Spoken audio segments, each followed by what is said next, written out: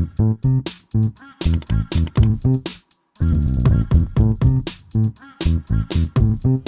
up, what up, what up, what up, people? It's your boy Marv and Lattimore, and you are watching the Marv Show.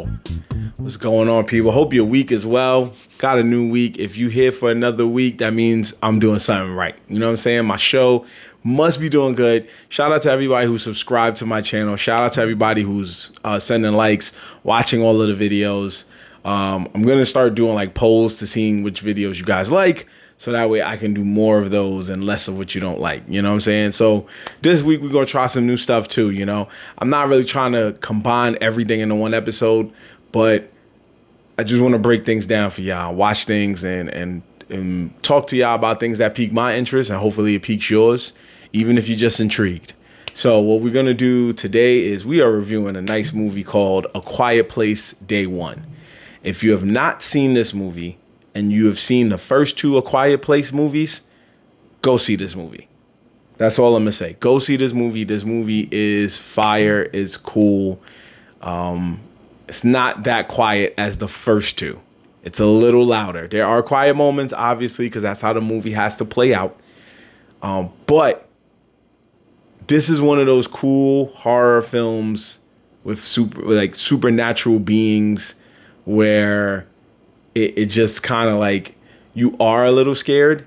And for me, I'm explaining to you why I was more scared with this one than the first two, because this one took place in New York, and I'm a New Yorker.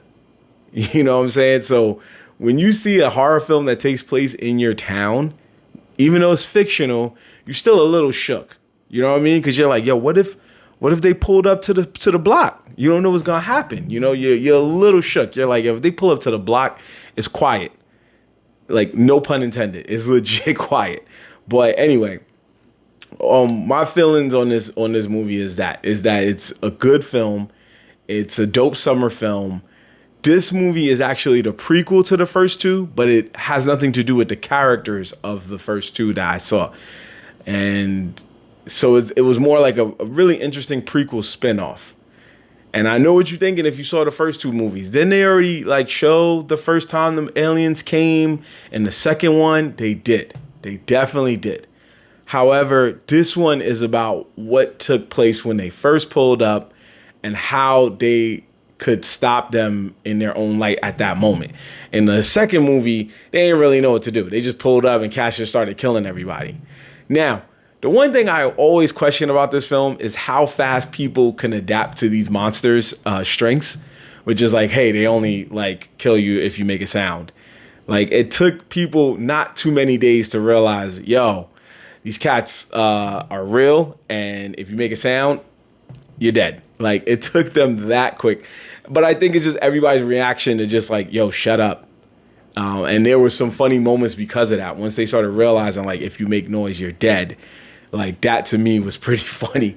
One guy, I'm not even going to spoil it for you. You just got to go see it yourself. But one guy found out the hard way what it meant to not make noise. And I'm not even talking about from the aliens. So, interestingly enough, it starred Lupita Nyong'o, Joe Quinn, what's his brother's name? Because I don't want to mess up this brother's name. Jimon Hunsu. And I'm probably sure I messed it up anyway, but I'm sorry. You know who you are, brother. You a legend. You've been in the game for a long time. I respect your work. It starred these people as well as others, but those are the three main stars of the film, and they all have a role to play in this film as to how to get through the alien invasion that has plagued mankind and plagued New York City. And interestingly enough, what I was saying is that the star of the show was a cat. It was a cat. I wanted to look up this cat's name. I think Lupita put it on her Instagram. But there was a cat that was in the film that went through most of the film. I can't say how far in the film this cat went because I don't want to spoil it for y'all. But this cat was holding it down. Oh, his name is Schnitzel with 4 H's. That's his Instagram name. Schnitzel with 4 H's. SCHHHHNITZEL. So this cat is right now got more Instagram followers than me. Ain't that He has over 17,000 Instagram followers. That's crazy. Anyway, so this cat was in the film, and it also these are the films where you have to suspend your belief, because this cat was. There are some things I can say without spoiling. This cat was going through scenarios where it was underwater and it was not freaking out, which was mind-boggling to me, because cats aren't really fans of water. Most animals ain't fans of water, but cats, I know. I had a cat, I bathed the cat, and it was a struggle to keep the cat from just sitting in the, like, not sitting in the water. Like, it was a struggle for that cat to stay in the water, even for 2 minutes. So to see this cat go through not one, but 2 scenes involving the cat being underwater and then not freaking out when it came up, it was crazy. This was the calmest cat I've ever seen in anything. Anything. Even calmer than that keyboard cat. Like, it was really, really calm. That, to me, like, it goes into the movie Hall of Fame of that's not possible, but possible in movies. Right up there with Bryce Dallas Howard's character outrunning dinosaurs in heels in Jurassic World. I've never wore heels in my life, but I could assume you ain't outrunning dinosaurs with it. I'm just saying. I don't know what it's like to wear heels, but I don't think you outrunning a dinosaur in heels. And she did. She made it work to the point where in the second movie, they made sure she did not wear heels because they knew better. So in this movie, this cat was holding it down and doing its thing. But the coolest thing about the movie was the dynamic it brought to the characters, how they had to form relationships and work together in order to stay alive, if they could stay alive from this invasion. And you learned a lot of different things. You learned a lot of different things about the aliens, how they breathe, how they fight, what they use to eat, the strengths, weaknesses. You learn all that throughout this movie.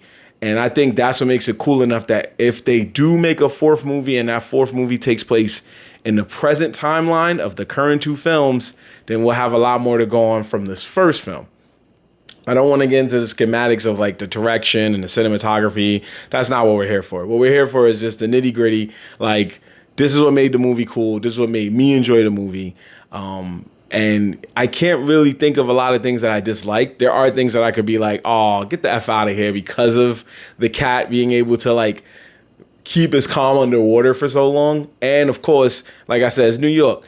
This movie was smart to use New York because New York is one of the loudest cities in America, if not the world.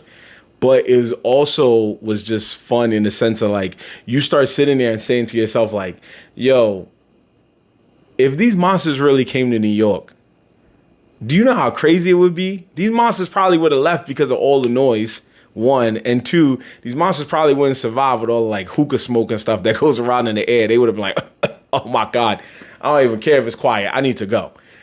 And there probably would have been a scene where they would be telling us to shut up, because we would have been up to like 3-4 o'clock, triple parking, partying, all that good stuff. And these monsters probably would have lost their mind. So I just couldn't see that. I wanted a scene where somebody just yelled out like, yeah, and then they just got killed by the monster. I wanted a scene like that. Or somebody said something like kind of sus and somebody else was like, hey, yo. And then woof, just, that was it. He was just dead. Like, I wanted a New York scene like that. I wanted some type of New York scene that was crazy. Instead, it was just like, these monsters. And these monsters, like, they pretty much stayed in Manhattan. I ain't seen no monster, like, okay, at the end they was in Harlem, but they was in like, they was on like East 120th if you were a New Yorker. It was like East 120th and 1st. And I ain't believe that, but whatever. Harlem was part of the movie, but ain't no monster go to the Bronx. Ain't no monster go to Brooklyn. Ain't no monster was in Queens. They just stayed in Manhattan. They didn't go to Staten Island, but they explain why they didn't go to Staten Island in their own way in the movie. And it's not a joke. They really did explain it, why they didn't go to Staten Island. However, you will find out which borough was the safest borough in that movie when you go see this movie. If I had to rate it out of 10, I would give it a 9. I think it was that good. I don't think it was perfect. It was if there was things I probably didn't like about it, was, again, how do they figure out that these monsters can like adapt to sound that quickly and stuff like that? And just like how, like, just making a weakness for them was kind of corny a little bit, and the weakness that they chose was also very corny. But hey, the movie was still cool. All right, so if you for the summertime, you want a movie you want to go see, go check that out. 9 out of 10 from your boy Marvy Marv. Please go see that. I think it's dope. Shout out to everybody who had a hand in making that film, from the actors all the way to the directors, the writers, everybody. They did their thing. They deserve this 9 out of 10. You feel me? So, again, as always, like, share, subscribe to the Marvy Marv Show. Follow me on all social media at MarvLat. Look in the description for my link tree. It'll take you to all my social media in one shot. That's right. I'm finally evolving. Not going to put all my social media there. Just go to my link tree. It'll have everything in one shot. Go to Anime Rap Intros. Check out the content I'm brewing on there every single day. And we'll be back for more movie reviews before you even know it. Peace. Stay quiet, y'all.